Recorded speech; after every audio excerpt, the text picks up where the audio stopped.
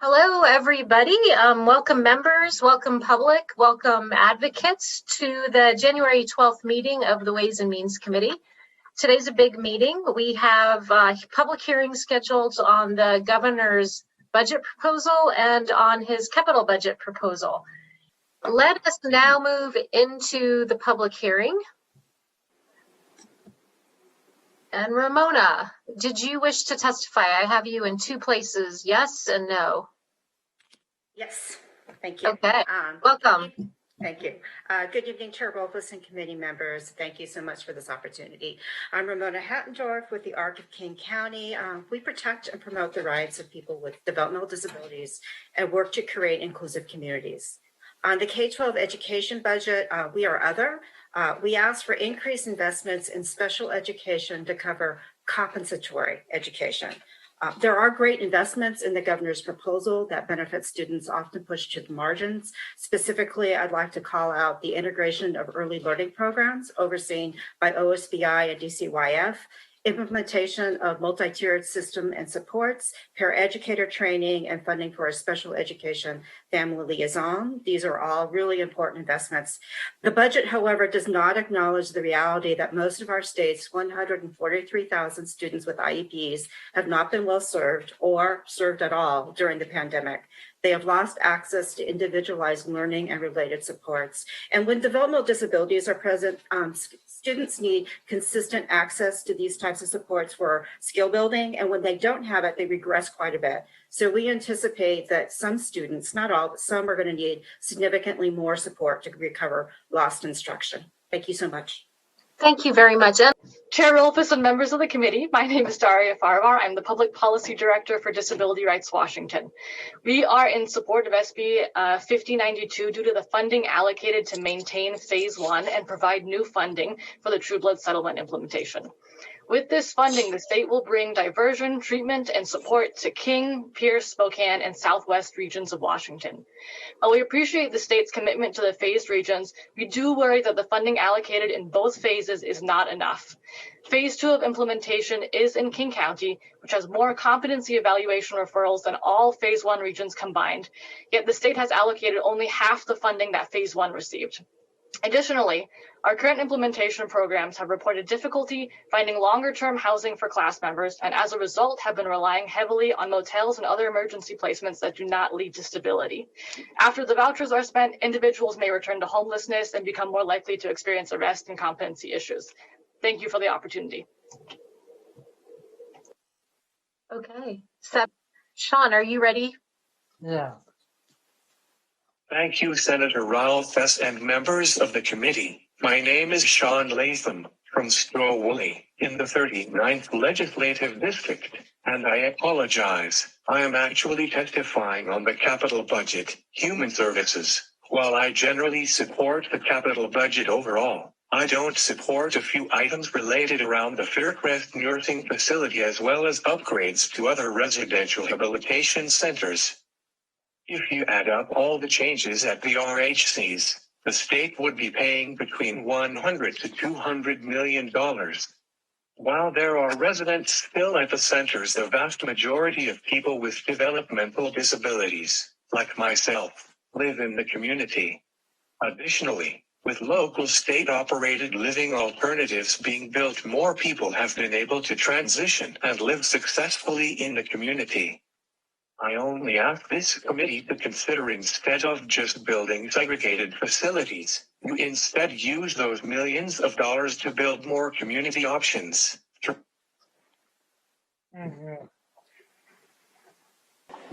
Good afternoon, Madam Chair and members of the committee. My name is Diana Stadden. I'm the Advocacy and Policy Specialist for the ARC of Washington State. And you should have received our smiley face budget chart earlier today. Yeah, we did. So thank you for hearing my testimony. After concerns that developmental disability services were going to be drastically cut, our fears this last summer, individuals with developmental disabilities and their families are extremely thankful for this budget, which did not make those cuts. And with the crisis in our communities with residential and behavioral challenges, especially for kids, and the closure of the one community crisis placement we had for kids. We're very grateful for the additional 15 SOLA beds, the state-operated living alternatives for children, and the 100 openings in the Children's Intensive Behavior Supports waiver. So thank you for this budget, and we're looking forward to seeing what the Senate brings to us. Thank you. Madam Chair and members of the Senate Ways and Means Committee, my name is Alex Motteller, and I am the Policy Coordinator for South Advocates in Leadership, a statewide group of adults with intellectual/developmental disabilities who are actively involved in changing public policy in our state and making sure our voices are heard. It is impossible for us to cut our way out of the COVID pandemic. People with disabilities cannot afford any cuts the state uses to fund essential services. Our community wants to participate in the economic recovery from COVID. Yet, the theory that the budget can be cut to make it through tough times only works in shallow recessions. Please leave DD funding intact for services that are essential to the recovery. We cannot afford any cuts. We appreciate that you are developing a plan to reduce the size of Rainer School and hope that the Senate will keep services as they are, as the governor did. Thank you. Thank you. Adrienne. Hi, Chair Office. For the record, my name is Adrienne Stewart, and I'm testifying on behalf of the Washington State Developmental Disabilities Council.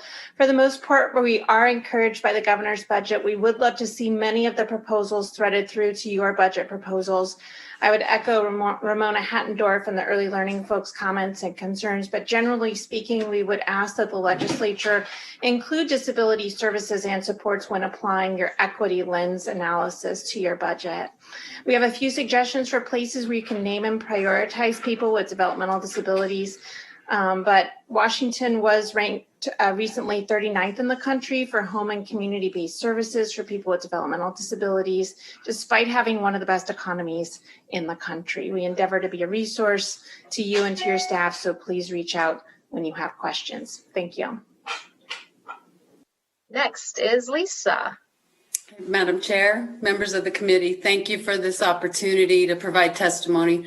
My name is Lisa Robb, and I'm a regional ombuds with the Office of Developmental Disabilities Ombuds. Our mission is to inform the legislature's work to ensure safe, quality developmental disability services and to improve the lives of people with developmental disabilities. We are in support of this proposed operating budget and the inclusion of additional funding for children in home and community-based settings. And we also want to express our gratitude that this operating budget does not propose cuts to existing developmental disability services. Thank you. Ivanova Smith. Hello, Madam Chair and members of the committee. My name is Ivanova Smith. I am Chair of South Advocates in Leadership SAIL. I am here in support of the governor operating budget. I am thankful that there were no cuts to DD services for people with intellectual and developmental disabilities. I think it's important that we have as much funding as possible for community supports and to make sure that people have access to the new virtual community that we are all in now because of COVID. I have just one concern about the capital budget. I would like them not to build the nursing home on Fircrest. Thank you. Ms. Baravar, the floor is yours. Thank you. Vice Chair Frocht and members of the committee. For the record, this is Daria Faravar with Disability Rights Washington. DRW is strongly opposed to building a $612 million forensic hospital on the grounds of Western State Hospital, as well as building a $120 million nursing facility for people with developmental disability on the ground of Fircrest. First, for the hospital. The hospital is not for treatment. It is only for restoring defendants' legal competency so that they can be sent back to jail and be prosecuted. This is an investment into a failing system. DSHS's own data shows that the majority of those who receive competency restoration services are rearrested and experience homelessness within 2 years. Instead of expanding the criminal legal system, the state should invest in community-based treatment. For the nursing facility, people with developmental disabilities should not be forced to live in segregated institutions in order to access the care they need. Further, a 2010 DSHS report shows that the institution is unnecessary because people with acute support needs can be successfully supported in the community.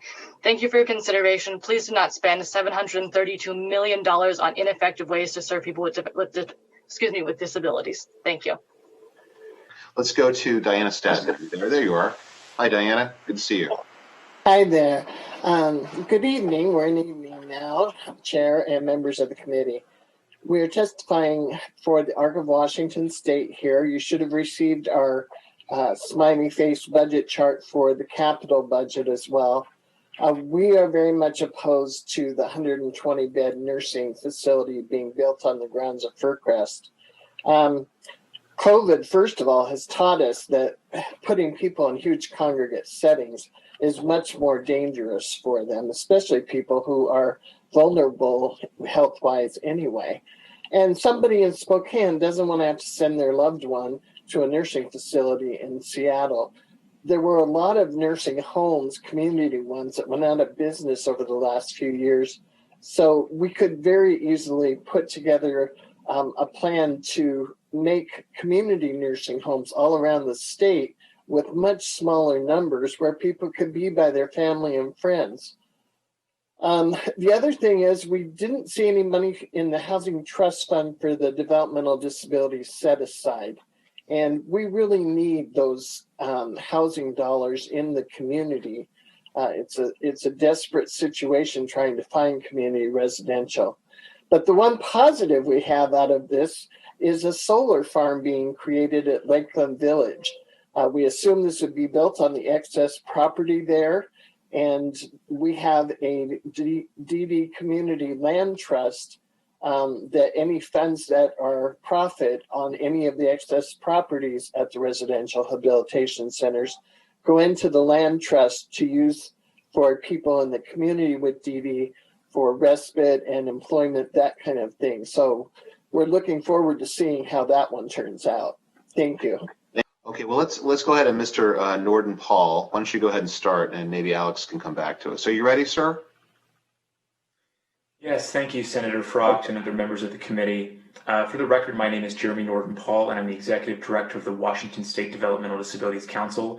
And first, I just want to take a moment and remind folks that the DD Council participated on the Ruckels House Work Group for 2 years, and we continue to be very supportive of the majority of the recommendations in the work group's 2019 report because they're focused on increasing opportunities for people to live in the community. However, we do not support building a large congregate 120-bed nursing facility on the Fircrest campus in Shoreline. And while the state of Washington certainly has a legal obligation to provide nursing services to people who need them, it's important for us to remember that nursing is a level of care, not a location or specific building. Nursing care can and should be provided in the smallest, most integrated, most person-centered setting possible.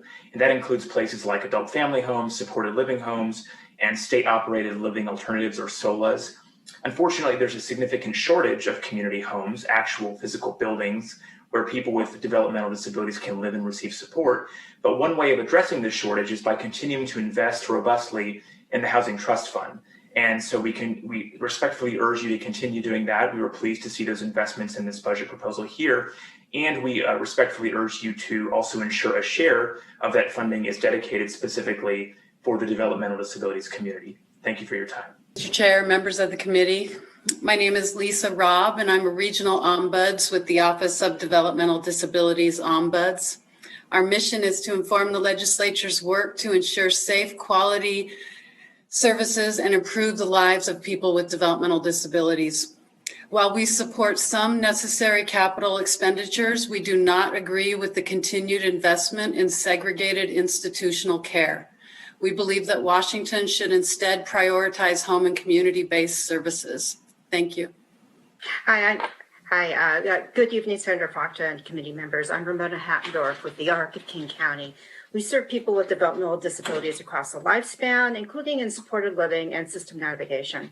So there are about 35,000 people with intellectual and developmental disabilities just in King County, and they are in urgent need of housing solutions. We support and celebrate the strong investment that's proposed for the Housing Trust Fund, but we're really concerned about some of the capital projects proposed for the DDA, and especially the $38 million to remodel Furcrest Active Learning Center. Furcrest is the residential rehabilitation center in King County. We recommend instead putting those funds into developing accessible housing for extremely low-income people with disabilities. We just don't have enough disability accessible units on the market. Active treatment is a service that is successfully provided in community setting, such as on the job employment supports. It does not need to be in a particular building or facility. Housing, however, requires capital investment. Research tells us 30 to 40% of the homeless population has a cognitive impairment, many of those with intellectual disabilities or autism.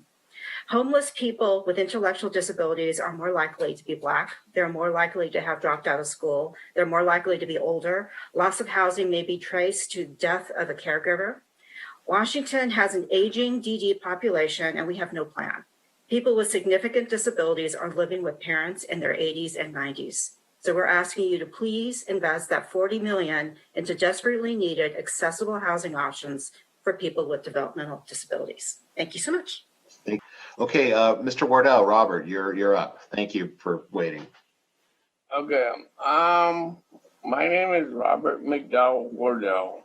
I am with the South Advocacy Movement, and I would like us maybe looking at building the community more instead of the Furcrest. I like the idea, but I was afraid that if we're going to keep kicking the cans, the more community service are not going to be met. Thank you.